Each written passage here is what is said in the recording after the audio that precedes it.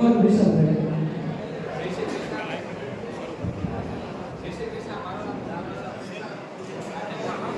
જય શ્રી કૃષ્ણ. મારું નામ ડોક્ટર વિશાલ. હાલ સુરતમાં એમાં MBBS અભ્યાસ કરું છું. મારે નીટમાં 650 માર્ક આવ્યા. મેં રીડિંગ કરેલું મેં આને એડિટ લાઈનમાં 728 માર્ક આવેલા. પછી મારે 2 વાર રીડિંગ થયેલું. પછી મેં ત્રીજી વાર રીડિંગ કરવા માટે મારા હિંમત નથી કે હું રીડિંગ કરું.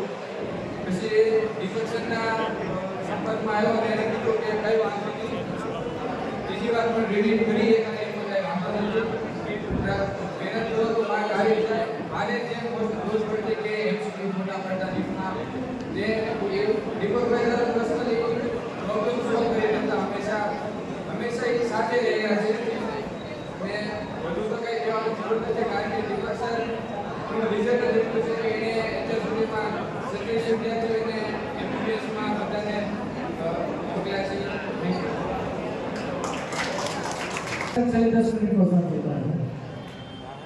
હવે આ બધા વિદ્યાર્થીઓએ, વાલીઓએ, શિક્ષકોએ, ડોક્ટર સાહેબે, પિયુષભાઈ આટલી બધી વાત કરી. છેલ્લે નાનકડી વાત મને યાદ આવ્યું. કોલેજમાં અભ્યાસ કરતા 10 જેટલા મિત્રો પાકા ભેગો થઈને આપણે છે એકબીજા સવારે કોલેજ સાથે જવાનું, ટિફિન ડાયરેક્ટ ખાવાનું, નાસ્તો ડાયરેક્ટ કરવાનો, આમ એકબીજાને 1 મિનિટ ન હાલે એવા પાકા ભેગો થયા. ધીમે સમયનો ચક્ર ચાલ્યો, સમય આગળ વધતો ગયો. કોલેજની અંદરથી બધા પાસ આઉટ થયા, કોલેજ પૂરી કરી. બધા પોતપોતાના ધંધામાં, કોઈ પપ્પાનો બિઝનેસ સેટ કરી લીધો, કોઈ સારી એવી નોકરીમાં લાગી ગયા, કોઈ કોર્પોરેટ જોબની અંદર લાગી ગયા, કોઈ સરકારી નોકરીમાં લાગી ગયા, કોઈ કલેક્ટર સુધી પહોંચી ગયો. 10 જણા સરસ મજાની નોકરી પર લાગી ગયા, સેટ થઈ ગયા. પછી આ કોલેજ પૂરી થાય, બધા પોતપોતાની રીતે સેટ થઈ ગયા, બધાના લગ્ન થઈ ગયા, બધાના ફેમિલી એક્સેલ સેટ. એટલે કહેવાય ને કે ભગવાને 10 વિદ્યાર્થીઓ પર મૂકી દીધા, એટલા સરસ મજાના સેટ થઈ ગયા. કાઈ ન હોય. પછી થોડાક વર્ષો કે 8-10 વર્ષ આ વાતને કઈ કોલેજ પૂરી થઈ એટલે આપણે બધા WhatsApp પર ગ્રુપ હોય ને, એમની લોકોને ગ્રુપ એટલે કોઈને કીધું એટલે આપણે એક સમય એવો હતો કે એક બિચારીને આપણે હાલતું ટિફિન ખાવું તો કે આય, કોલેજ જવું તો કે આય, બંક મારવો તો કે આય, બાઈક ખાવા જવું તો કે આય. અને એની બદલે 10 વર્ષ થઈ ગયા, આપણે કોઈ ભેળાય નથી.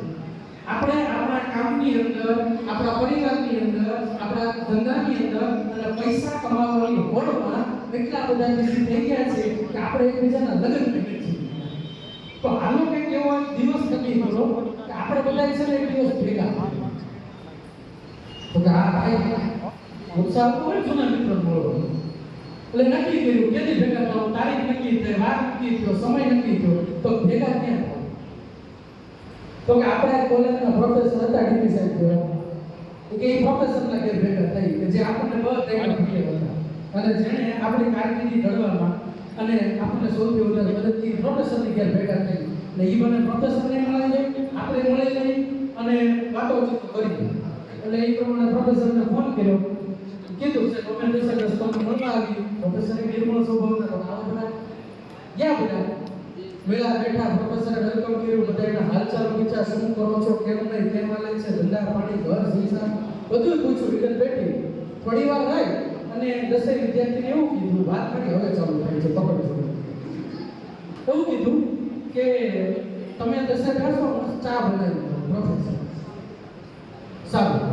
એટલે 10 મિત્રો આપણે કહે ને કે 10 ઓલાની ભેગા ન થયા હોય, સાત કાઢતા બેઠા વાતો કરતા હતા.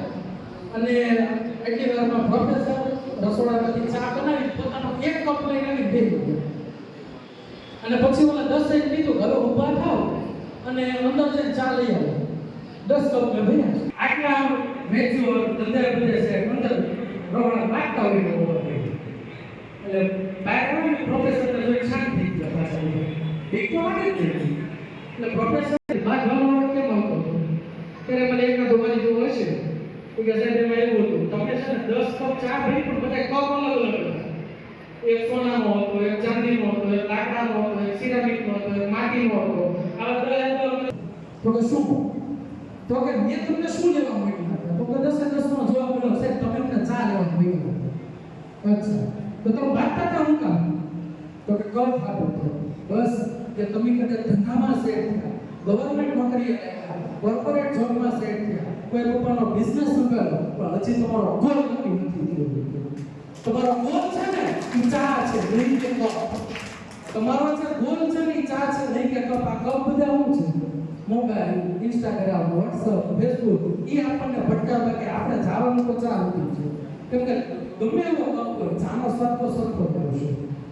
બરાબર છે. એવી જ રીતે પેલું કહેવાય ને કે ભાવનગરથી અહીંયા સુધી આવ્યા છો, સૌરાષ્ટ્રની ધરતી છે કે એક વાત બીજી યાદ આવે કે પ્રોટ સિંધુ પર ઝૂકતી પશ્ચિમે મધ્યમાં એશિયા ની હટારી કે હિન્દ દેવી કઈ કમર પર ચમકતી દડબસી પીછુડા જાણે પ્રકારે અહીંયા પહાડ ગીરનું મુખે કીર્તિ ઉજારતા અને જોને જલકતી જલનિધિ જ્ઞાન જરણી તો ભારતી ભૌમની બંધુતની આવડે ધન્યવાદ કરીએ સૌરાષ્ટ્ર.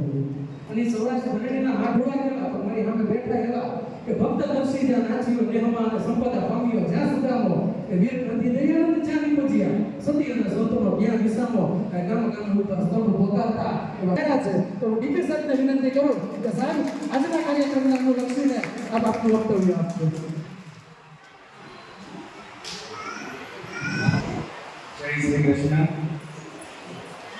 એકવાર જોરથી આપણા ઈષ્ટદેવ કૃષ્ણ ભગવાનનો જય ઘોષ કરીએ, પછી હું તમારો ટાઈમ લઈ લઉં, કેમ કે ઘણું બધું બધાએ કીધું અને ઘણો સમય થયો એટલે તમે થઈ ગયા છો. એટલે ફરીવાર એકવાર મારી સાથે બધાએ જય ઘોષ કરીએ. જય શ્રી કૃષ્ણ. આપણી વચ્ચે નાગજીભાઈ પધાર્યા છે, તો હું સાંભેદ પરિવાર વતી આવકારું છું. જોધાભાઈ નકુમ આવકારું છું.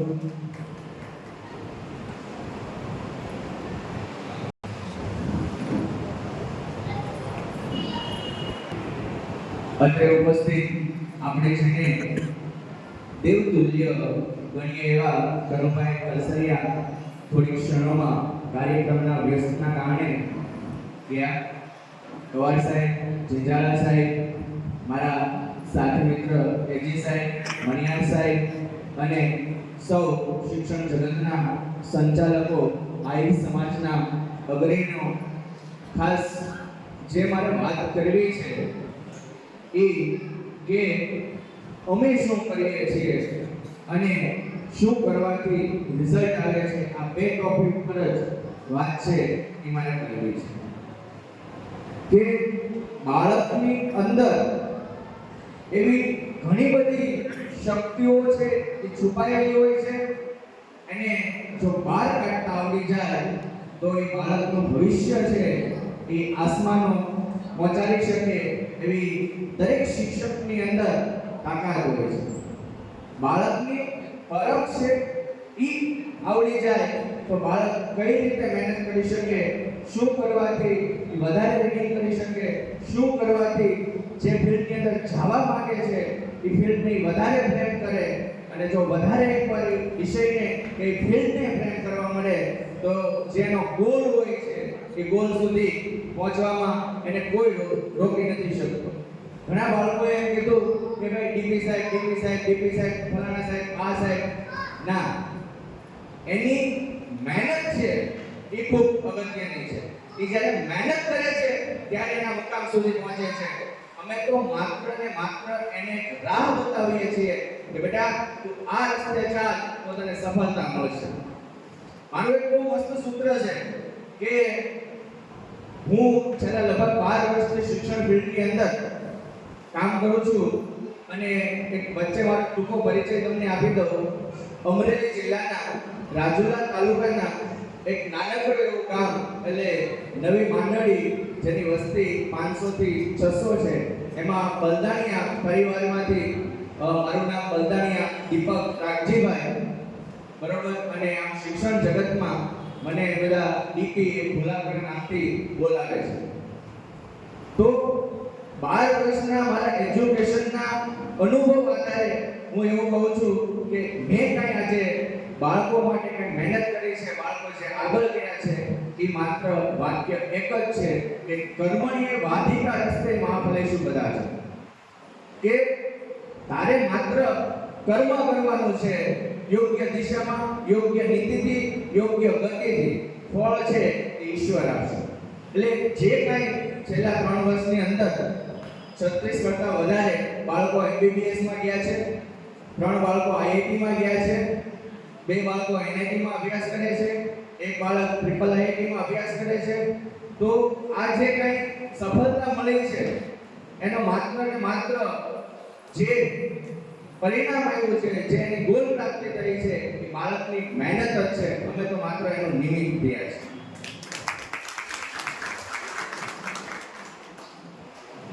ટૂંકું વાત બતાવું કે ગુજરાતની અંદર જો અત્યારે એજ્યુકેશન ક્ષેત્રની અંદર જો નામ લેવાતું હોય તો એ ભાવનગર છે, અને એમાં ખાસ કરીને કાળિયાબીર વિસ્તાર. તો કાળિયાબીર વિસ્તારની અંદર સાંબેદ સ્કૂલ એન્ડ હોસ્ટેલ નામની એક સંસ્થા આવેલી છે. કેમ્પસની અંદર ભાઈઓ બહેનો માટેની હોસ્ટેલ છે. ખૂબ વ્યાજબી ફીની અંદર સારું એવું કામ કરીએ છીએ. અમારી સંસ્થાની ખાસિયત એ છે કે શિક્ષકે અમે છીએ, સંચાલકે અમે છીએ, ટ્રસ્ટી અમે છીએ. ખાસ કરીને 11-12 સાયન્સની અંદર મહત્વનો કોઈ પાયો છે તો એ શિક્ષક છે, અને શિક્ષક ભણ્યા પછી જો કોઈ પાયો હોય તો મેનેજમેન્ટ છે, અને મેનેજમેન્ટની અંદર કેવું ફોલોઅપ થાય છે એ અગત્યનું છે. યુનિટ અમે ખૂબ ઈશ્વરની સાક્ષીએ ખૂબ ઈમાનદારીથી, હકથી અને બાળકને કેન્દ્ર સ્થાન રાખીને અમે ચલાવીએ છીએ.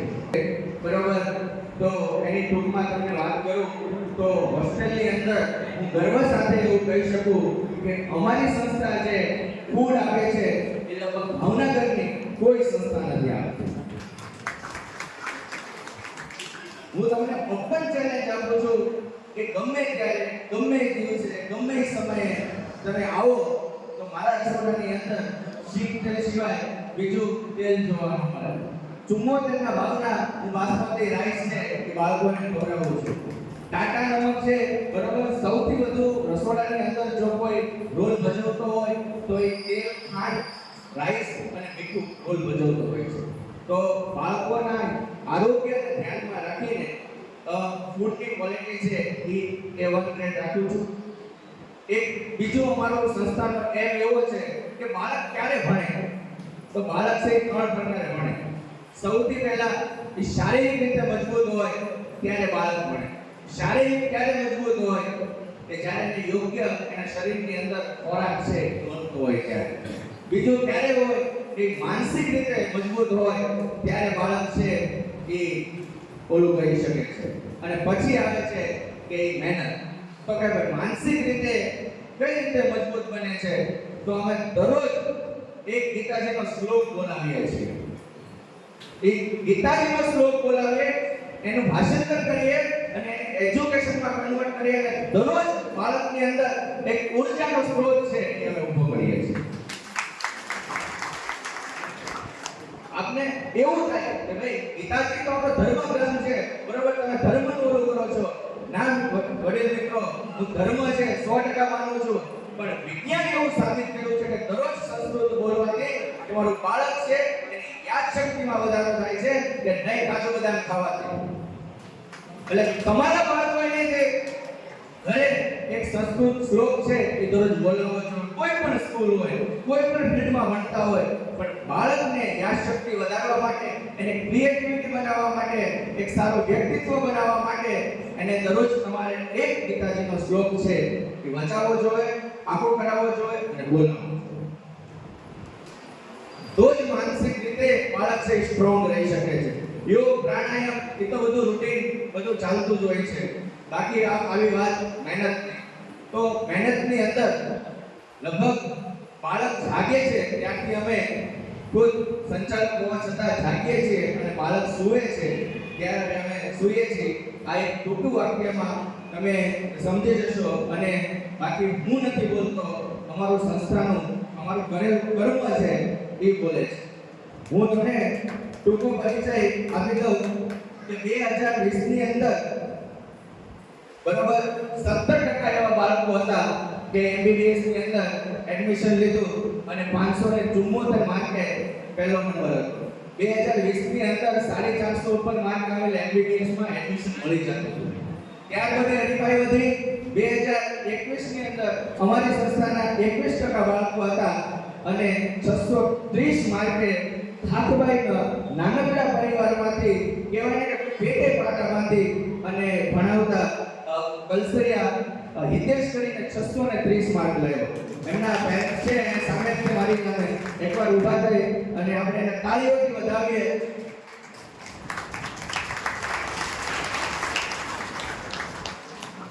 બાળક માર્ક લાવ્યો પણ વ્યક્તિની ટૂંકમાં કહેવાય ને કે એક સાહસ કે ભાઈ એને વિશ્વાસ હતો એના બાળક ઉપર કે નહીં મારો બાળક હું મહેનત કરું છું રાત દિવસ મજૂરી કરું છું રાત દિવસ આની માટે હું ઉજાગર કરું છું એ મારું વસૂલ કરશે અને અત્યારે હાલ એ બીજે મેડિકલની અંદર અભ્યાસ કરે છે. 2022 ની અંદર ઘણી બધી અમને મોટી સફળતા મળી. ખાસ કરીને 38% છે એ MBBS નું રિઝલ્ટ આવ્યું બરોબર. એડમિશન મળ્યા 38% બાળકોને અને 635 માર્કે બલદાનિયા છાયા ગામ માંડળી અત્યારે હાલ બીજે મેડિકલમાં અભ્યાસ કરે છે. ત્યારબાદ 2023 ની અંદર કુલ સંખ્યાના 29% બાળકો છે એ MBBS માં ગયા અને એક મારું ડ્રીમ હતું, મારું એક સપનું હતું કે એકવાર તો સાતડો છે એ આવવો જોઈએ અને એમાં ઈશ્વરની કઈ એવી ઈચ્છા હશે અને કદાચ હજી કંઈક મારે મહેનત કરવામાં ખૂટતું હશે એટલે એક બાળક છે એ 2 MCQ ખોટા કરીને આવ્યો એટલે 8 માર્ક અને ખોટા પડે 1 માર્ક જાય એટલે 2 માર્ક થી એમ 10 માર્ક કપાના અને બીજાને 10 માર્ક કપાના એમ 720 માંથી 690 માર્ક સાથે રાહુલ સાવંત કરીને પ્રથમ આવ્યો અને હાલ તે એન્સ ની અંદર જોધપુર રાજસ્થાન અભ્યાસ કરે છે. એટલે કહેવાનો મારો ભાવાર્થ એ છે કે આ મોહ માયા શો પીસના જમાનાની અંદર બરોબર ક્યાંય તમે એવું આકર્ષણ આવી અને બાળકની કારકિર્દી છે એ જોખમમાં મૂકતા.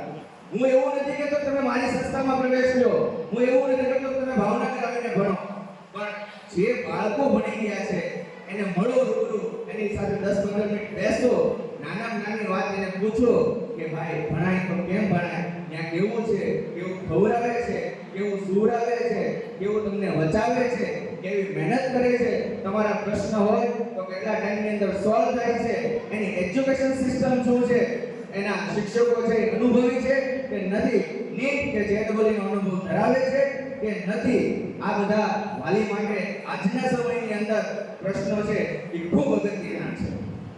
પછી તમે પ્રવેશ લો, કોઈ પણ સંસ્થામાં પ્રવેશ લો, પણ આ પ્રાથમિક જે છે એ ખૂબ જરૂરી છે. તો આવી રીતે અમે સંસ્થા છે એ ખૂબ સારી રીતે અને રિઝલ્ટ ઓરિએન્ટેડ છે એ કામ કરીએ છીએ.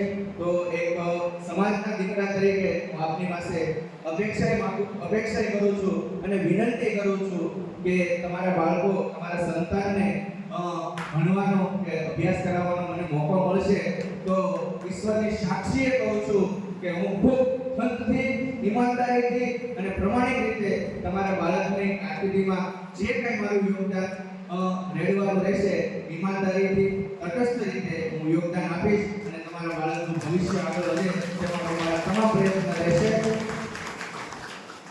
આજનો આ સેમિનારના અંતે ખૂબ બધાએ સાથ સહકાર આપ્યો. ખાસ કરીને મારા જ કાકા બરોબર ભવાનભાઈ, હિંમતભાઈ સીતારામ મોરંગી, આતુભાઈ બેલંપર, તમામ સ્કૂલ સંચાલકો, શિક્ષણ જગતના વિદ્વાનો, ખાસ કરીને ભાનાણી સાહેબ, દરેક મિત્રોએ સાથ સહકાર આપ્યો અને સહકાર આપ્યો તે બદલ કાયમ માટે સામે પરિવાર, સામે ટ્રસ્ટીગણ ઋણી રહેશે. સુરતનું આહિર સમાજનું થેન્ક યુ. કાર્યક્રમનો હું એવું કહું છું કે કાર્યક્રમનો અંત કરતા જ નથી આપણે. અહીંયા માત્ર એક અલ્પવિરામ મૂકીએ છીએ. કેમ તો કે હવે તો આપણે વારંવાર આવી રીતે મળતા રહીશું. આવી રીતે મળતા રહીશું એટલે કાર્યક્રમનો કોઈ અંત છે જ નહીં. એટલે અહીંયા માત્ર અલ્પવિરામ છે અને વધારે તો નથી કે હું આપ સૌએ આપનો કિંમતી સમય આપ્યો, સાંભળના આમંત્રણને માન આપી અને તમે આવ્યા અને અહીંથી કાંઈ તમે તમારા બાળક માટે માર્ગદર્શનનું પાથું બાંધી જરૂર લઈ જશો એવી મને આશા છે. આજ સાથે બરોબર છે, અહીંયા આપણે એક વખત ફરી વખત જય બોલાવી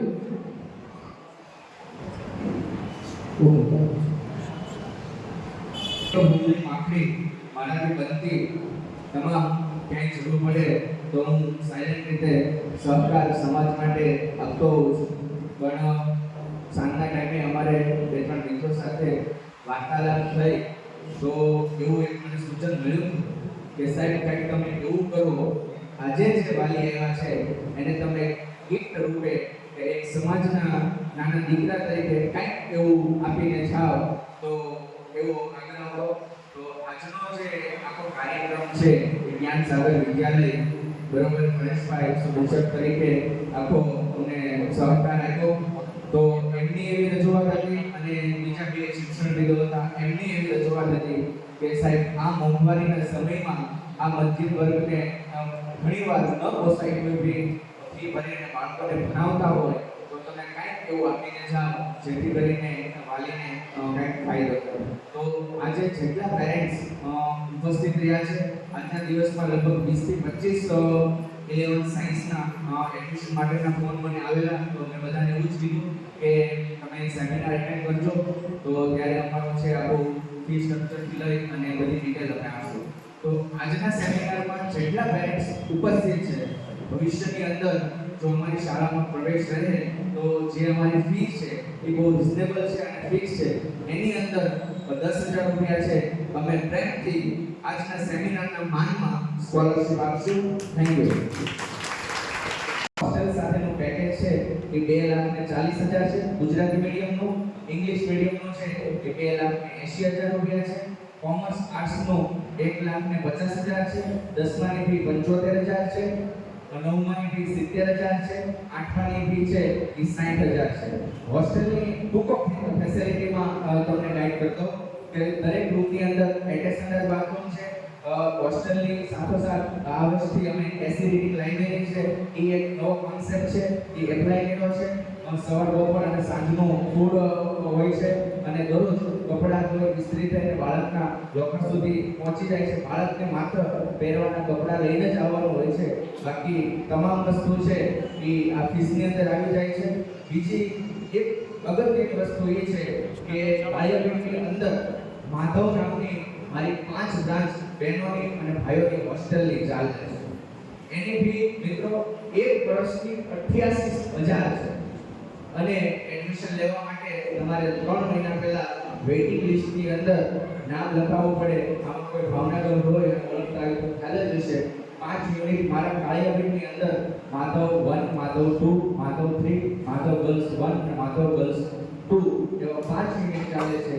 જે સર્વિસ, જે વસ્તુ, જે ફેસિલિટી, જે ક્વોલિટી 88,000 માં આપું છું એ આપણા બાળકોને હું માત્ર ને માત્ર 60,000 માં આપું છું અને એની કરતા 2% વધારે આપું.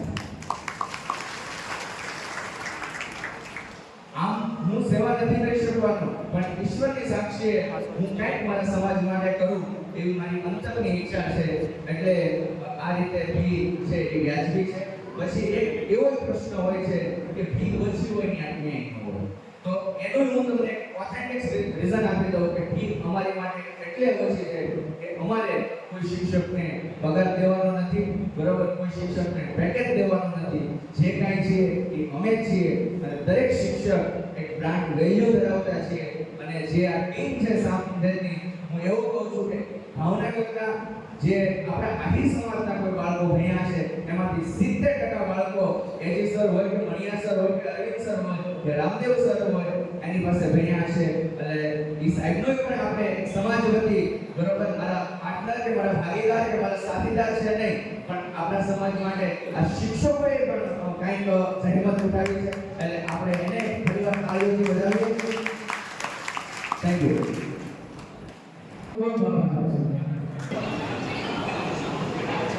કોઈ પણ વાલી કે